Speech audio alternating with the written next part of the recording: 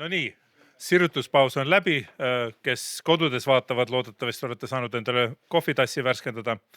Minu nimi on Jaak Vilo ja me siirdume praegu tänase päeval tehnilisemate valdkondade peale. Infotehnoloogia, IT ja tehnoloogia, tehnika osakonna akadeemiku vakantside täitmise teema juurde. Terve hommikupooliku me tegelikult ju kuulsime, kuidas innovatsiooni kontekstis ennekõike keskendus tehisarule või mitte ennekõike, aga vähemalt seda mainiti mitu korda. Tõenäoliselt samamoodi puudutab see sotsiaalteadusi. Suured küsimused on ees, aga nüüd hakkame sisse vaatama, mis see tehisintellekt on ja kuidas selle valdkonna akadeemiku professuuri võiks täita. Meil on terve hulk tunnustatud avalikkusele teada kandidaate, 3 inimest ja ma lähen tähestiku järjekorras.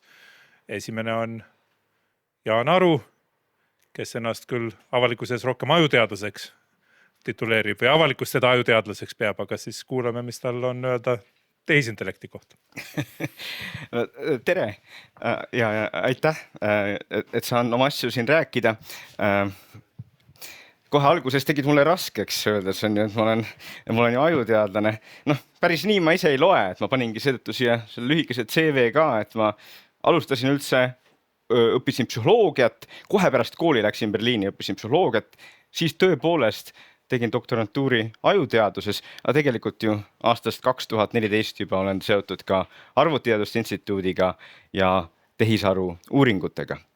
Vahepeal käisin ära Marie Curie stipendiumiga järeldoktorantuuris ja siis olen nüüd tagasi, juhin uurimisgruppi just Tartu Ülikooli Arvutiteaduste Instituudis ja olen ka uurimisrühma juht Eesti tehisintellekti tippkeskuses.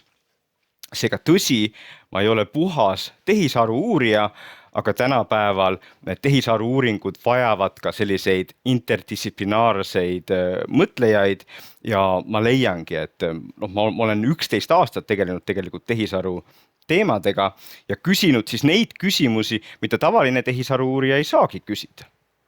Näiteks üks teadustöö põhisuund ongi üritada mõista täpselt, et mis on aju ja tehisarusüsteemide erinevus. Ja mõista ka, et kas erinevus on tähtis.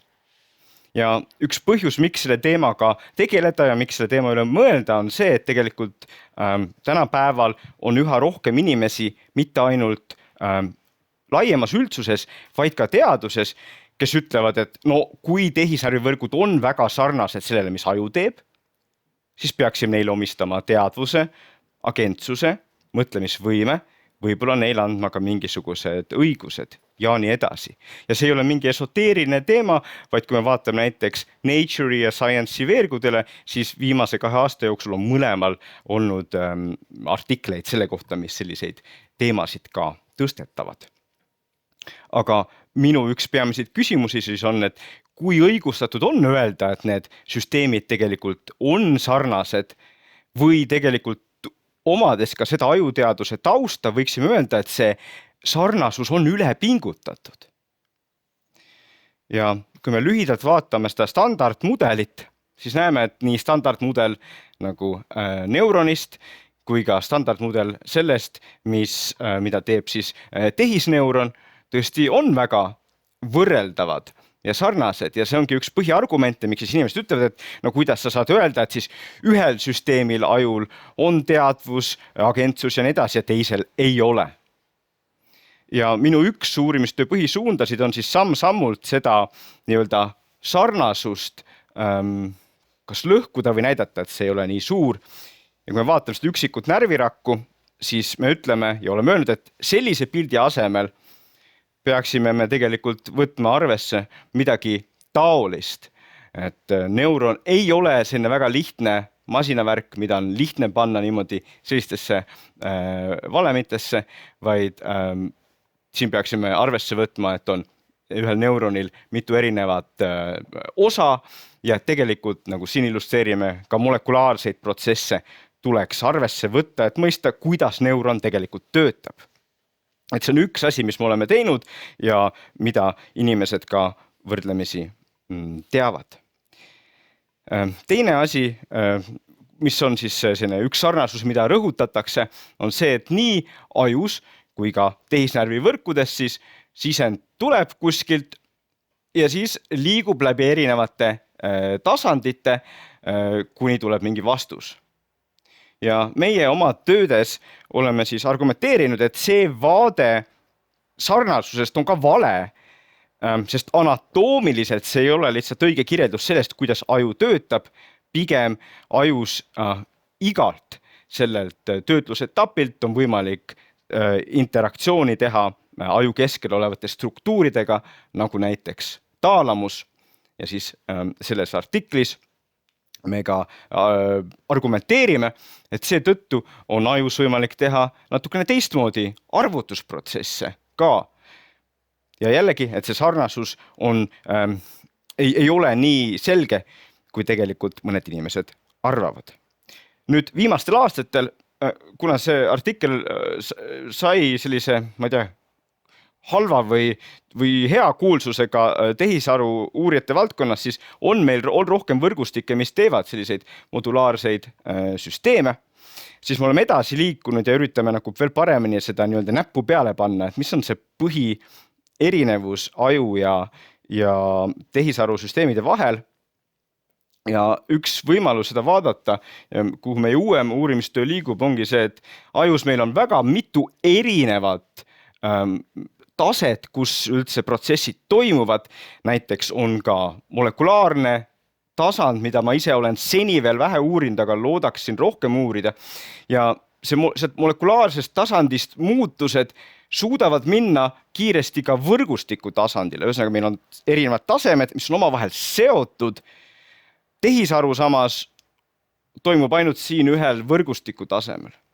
Et ehk on osad need protsessid, mida me väga inimlikuks peame, seotud sellega, et meil on see interaktsioon nende erinevate tasandite vahel.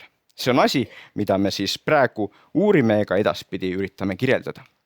Nii et see on üks teadustöö põhisuund ja see on rahvusvaheliselt tunnustatud, aga muuhulgas selle töö eest olen saanud ka riigi teaduspreemia. Teine keskne küsimus uurimistöös on see, et mis on tehisarusüsteemide efekt inimmõistusele. Kui meie kasutame, meie lapsed kasutavad, meie õpilased kasutavad, mis siis juhtub? Mul ei ole aega nüüd, et seda pikemalt selgitada, ütlen lihtsalt, et siin ühes töös, hiljutises töös, me oleme näidanud, et õpilased kasutavad osades ülesannetes liiga palju ja teistes ülesannetes liiga vähe, ühesõnaga väga vähe on neid, kes nii-öelda õigesti kasutavad. Aga keskendun lühidalt veel sellele, et üks põhiküsimus viimasel ajal on siis, kuidas tehisaru rakendada hariduses. Uurisime seda juba enne tiihüpet, aga nüüd on see muidugi riiklikult keskne küsimus. President kuulutas programmi välja, aga millist tehisaru me tegelikult tahaks haridusse ja kuidas me üldse aru saame, kas see tehisaru, mis meil on, mida me kasutame, kas tast on mingit kasu. Olen olnud praegu selle tiihüppe teadustöö juht. Ja plaan on siis selline, et me hakkame vaatama neid, mitte iga vestlust, vaid me ei tohi vaadata õpilaste andmeid riivates vestluseid, vaid meil on algoritmid, mille abil siis välja lugeda vestlusest, kas õpilase käitumine muutus, kas ta nüüd õpib natukene paremini, kas ta saab millestki paremini aru ja samamoodi, mida see tehisaru tegi, et õpilane ütleks näiteks, et ma nüüd sain sellest aru ja siis seda süsteemi paremaks teha.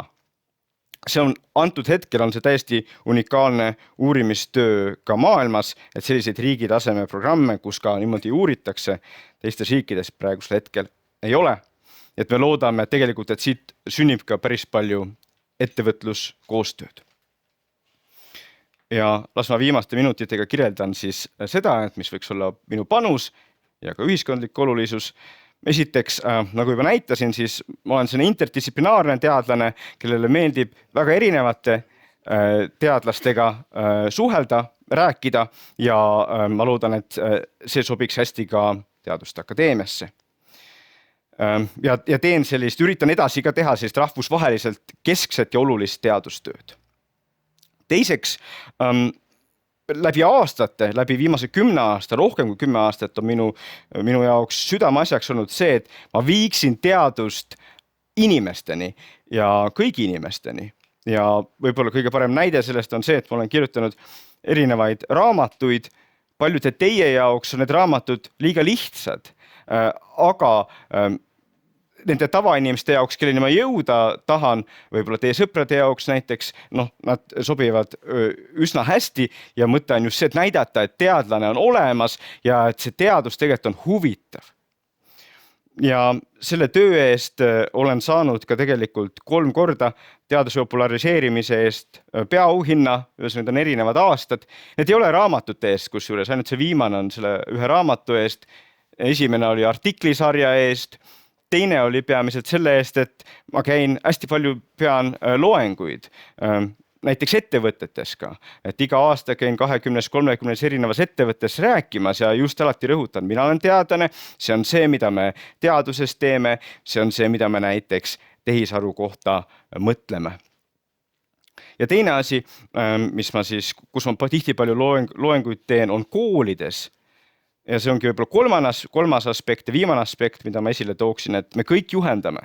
Me kõik juhendame palju, aga mina olen võtnud ühe lisasammu, nimelt ma käin koolides ja üritan tõesti leida nagu neid noori, kes võib-olla mõtleks, et lähevad ettevõtlusesse, aga siis hakata neid aitama, nagu, et nad saaksid aru, et teadus on ka tore ja teaduses võib ka olla. Et mitte nii, et kõik toredad ja noored on ettevõtluses. Ma juhendan uurimistöid juba koolis, olen ühes koolis andnud tehisaru kursust, teeme nüüd teaduskooli kursust tehisarust, juhendasin rahvusvahelist tehisaru olümpiaadi 2 aastal ja olen otse koolist võtnud noori enda uurimisrühma. Praegugi on mul 6 esmakursusest, kes muidugi neil on raske alguses, aga kohe alguses üritan niimoodi aru saada, näidata neile, et teadus on olemas. Ja siin on veel mõned faktid, mida ma ei jõudnud mainida. Mul on hea meel, et sain siin teile enda tööst natukene rääkida. Suur tänu!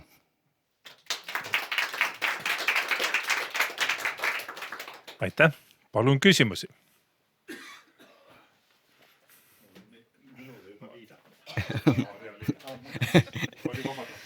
Mul on üks väga konkreetne küsimus, et sa rääkisid õpilaste tehisaru kasutamisest ja ütlesid, et sa ütled hästi lühidalt, et nad kasutavad kas liiga vähe või liiga palju. Et mis see õige kasutamine siis on või kuidas te defineerite seda, et kuidas peaks siis kasutama teie mõistes? Ideaalne kasutamine ongi see, et seal kohas, kus sa ise oled vaeva näinud, ise oled juba teinud ja nüüd tahaksid nagu lisaperspektiivi või vaadet ja ema lisale aega, õpetajale aega, et siis on tehisarult nagu õige küsida. Aga mitte see, et sa kohe esimese asjana näiteks küsid tehisarult, eks. Ja teine aspekt on siis see, et mõne ülesandega tehisaru saab paremini hakkama ja seal on nagu mõistlikum kasutada. Teises ülesandes tehisaru lihtsalt eksib ja seal pole mõtet teda kasutada ja seda nii-öelda õigesti nagu aru saada ei olegi lihtne, aga see on üks asi, mida siis ka, et see, kui tehakse näiteks tiihüpet, see ei ole ainult, sa ei saa olla ainult tehnoloogiline programm, kus sa aina annad selle programmi kätte, vaid sa pead ka õpetama nagu natukene eristama just, et mis juhul sa kasutad, mis juhul sa ei kasuta. Ja? Aga et siin ei ole sellist lõpuni lihtsat vastust, sest see lõpuks sõltub ka olukorrast. Aga see on asi, millega me peame nagu oma ühiskonnas siin Eestis nagu hakkama saama, et olla see tark tehisaru riik.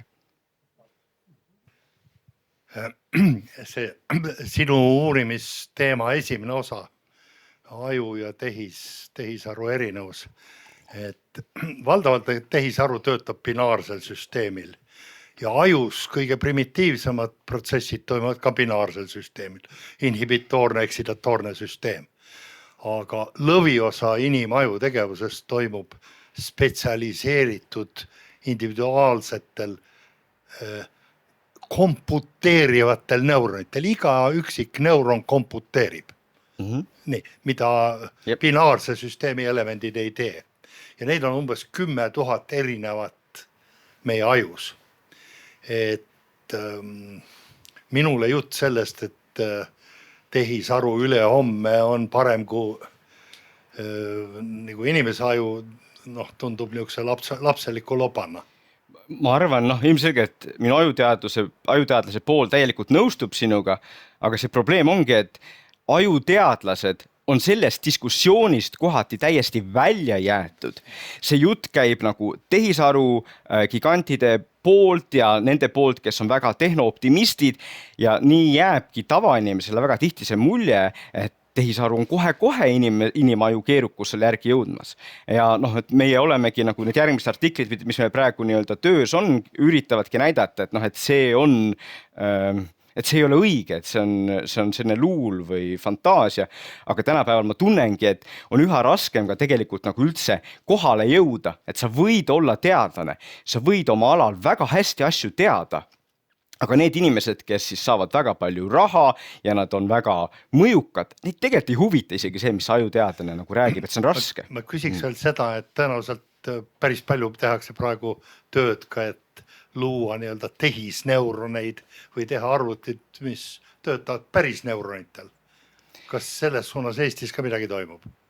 Eestis minu teada midagi väga relevantset praegusel hetkel veel ei toimu.